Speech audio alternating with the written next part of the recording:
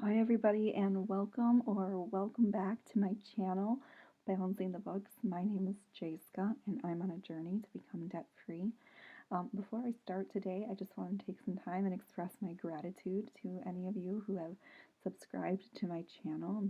I officially hit the 20 subscriber mark earlier this week, and I am so thankful for any of you who have decided to sub to my channel while I am on this journey. Um, I really appreciate all the encouraging comments that you are all leaving in the comments section. It's helping to keep me very motivated, and I just wanted to let you know that I appreciate you being a part of this community. Today, I wanted to share some simple changes I made to my lifestyle in order to pay off debt. So I know sometimes when you're um, going gazelle intense and living rice and beans, like Dave Ramsey calls it, you have to cut certain things out of your budget. I find that when you take away, like completely, certain things from your budget, it's really hard to stay motivated and on track. And so instead, in my own life, what I have done is just replaced these activities with alternatives that are more affordable. And so today I'm going to just share with you some of what those simple switches were. And so, one of the biggest ways that I was able to repurpose my money in order to have a bigger snowball was by changing the way in which I shopped for clothes. Prior to being on a debt free journey, I would just go to a store, or didn't matter which one, didn't really have much preference, and I would purchase things just because I wanted them. Um, Summer would come and I would want new sandals or a new pair of shoes, and so I would just buy them. I'd have an interview coming up, and so I would just buy a new outfit, or we'd go on to some concerts and I would just buy something new to wear for it. There wasn't really much purpose or thought given behind why I was buying the pieces I was buying, and most of the pieces I was buying weren't of high quality. Since I've been on a debt free journey, instead, I think about do I really need this piece of clothes, and does it hold lots of like value in my wardrobe? I try to buy pieces that are of higher quality now and also can be interchanged through all the seasons, and I only buy things when I truly need them. But when I do buy them, now what I have been doing is buying things secondhand. And you're still able to get very like high quality clothes even from secondhand stores if you know what you're looking for. Some of the places that I like to frequent, well, one is a local resale boutique. It's called Hips, and they specialize in like plus size clothes for women. I really like supporting local businesses like this one. But on a more national level, there are chains like Clothing Mentor and Style Encore where you can go and you can find resale clothes that has gone through a process of making sure it's been in a retail store the last 2 years or so, that it doesn't have any frays or missing buttons, and they will actually buy your clothes back from you if you choose to sell it to them and get in-store credit to turn around and update your wardrobe. And there are some online versions of this as well, like Poshmark and ThredUp, where yes, you could sell your clothes on those platforms and then repurpose the money, but also you could just buy clothes from these types of platforms in order to update your wardrobe. And this is one space where I've been able to really uh, buy a lot of things for my own wardrobe at a very discounted price and repurpose that money into my debt snowball. And also, I no longer buy things simply because I want them. This year, in the year of COVID, I haven't bought hardly any clothes, but even prior to COVID, if a winter jacket is still in good condition, then you just continue to wear it. If boots are, still in good condition, just continue to wear them. And this is one way that I've been able to repurpose a lot of my money.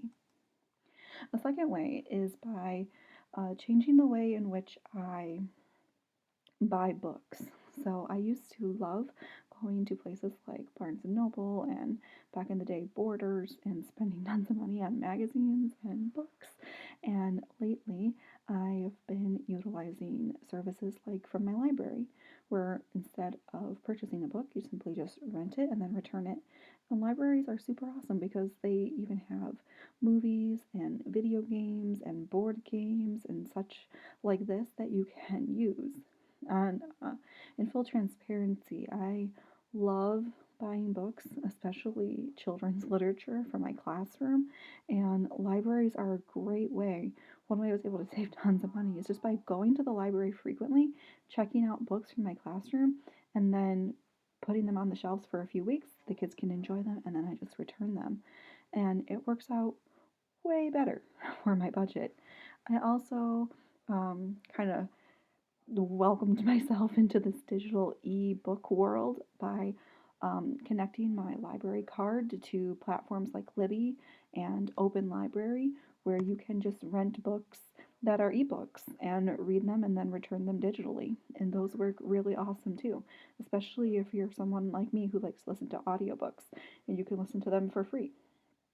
Um, and there's a platform called Epic, which is like a kid version, and I always encourage like the parents of my students to use ones like this because kids can access them right on their iPad or their computer, and Epic's really cool because it will even define words that you don't know, and yeah, so all these different platforms are really useful and more budget friendly than just going and buying a brand new book. You know, but nothing beats buying a brand new book.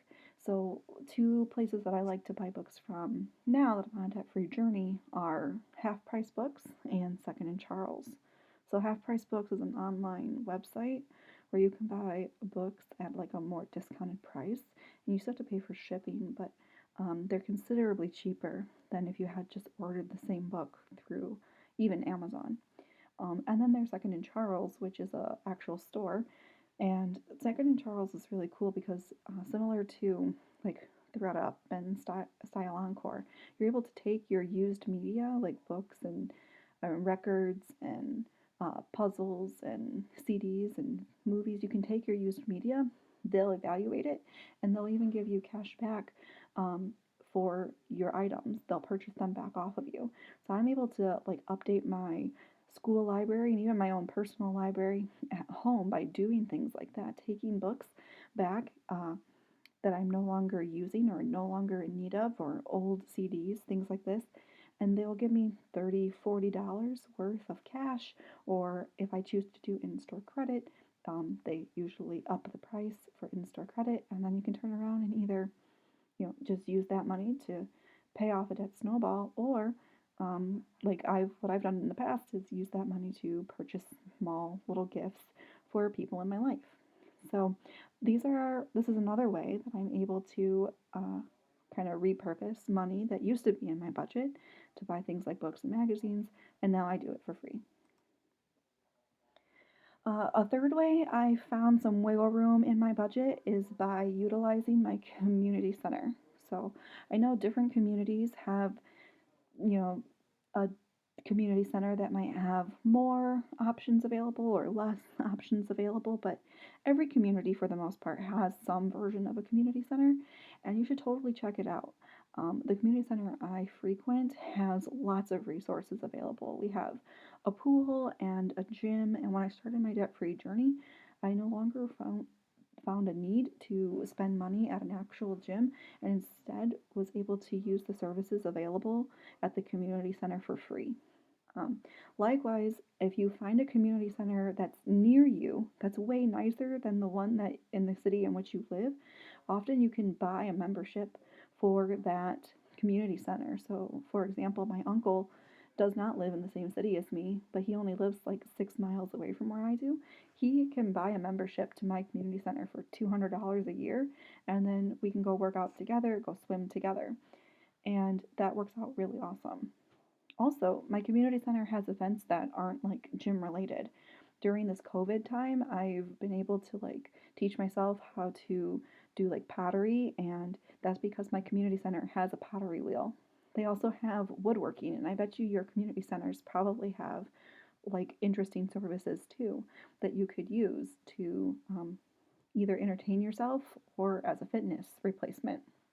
And most community centers have like yoga classes and Zumba classes and basketball courts and all this kind of stuff. And since you're already paying taxes, you might as well use these services anyway. Plus, while you're there, they usually highlight upcoming events like that the city is offering. Using those upcoming events is another way that I've been able to like save money through entertainment. I live in the Metro Detroit area, and here there are lots of really awesome activities that you can do for almost no cost or very low cost. Things like outdoor art fairs in the summer, concerts, parades, um, these types of events often cities will put on for free, and you can use them so that you have something to do instead of just spending all your hard-earned money going to tons of costly concerts. And I still go to one concert a year. I love going to concerts, but I kind of gather some of the other experience from not paying for it by going to some of these community versions um, and enjoying those experiences instead.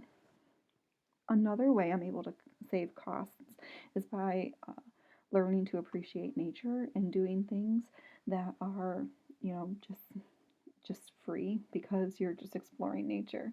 So some of the things I like to do are go camping, which is really affordable at places like KOA. You can get a membership for like $30 a year, and they'll knock off a certain percentage of your stay at the campground. And they have lots of fun activities there as well, or even park passes that allow you to like go on nature trails or biking or see fireworks in the summer or go sledding at their sledding hills.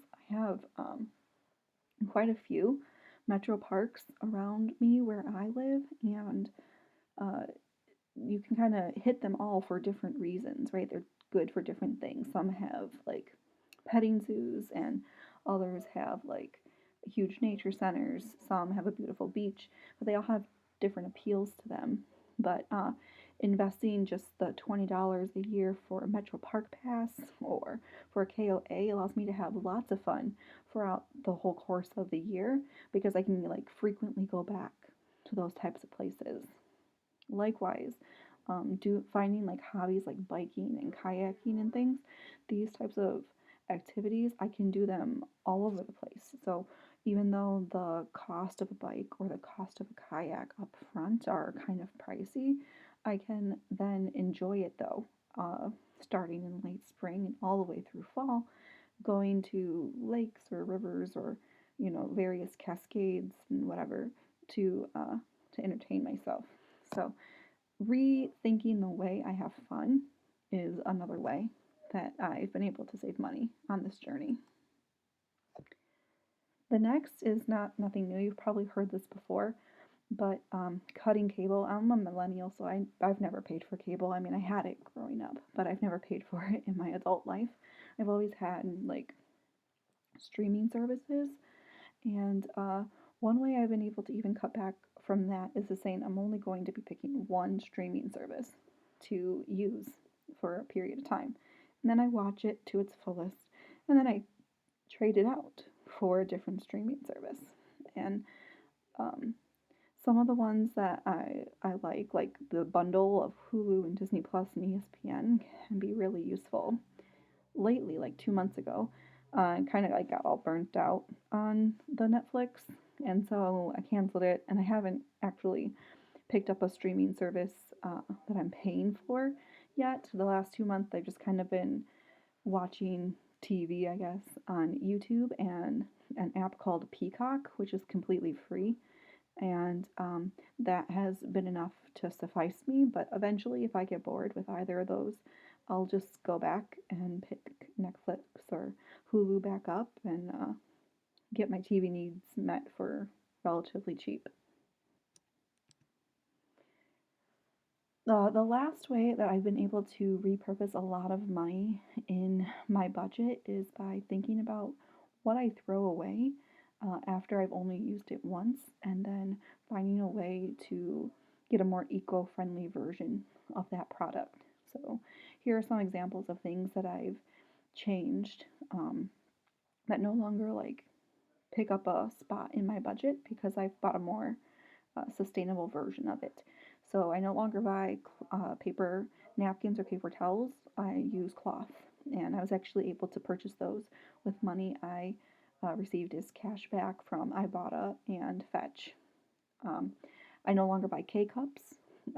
They're super expensive, but I have these renewable one, just one. I have a renewable one that I just fill with coffee each morning, and it does the same job.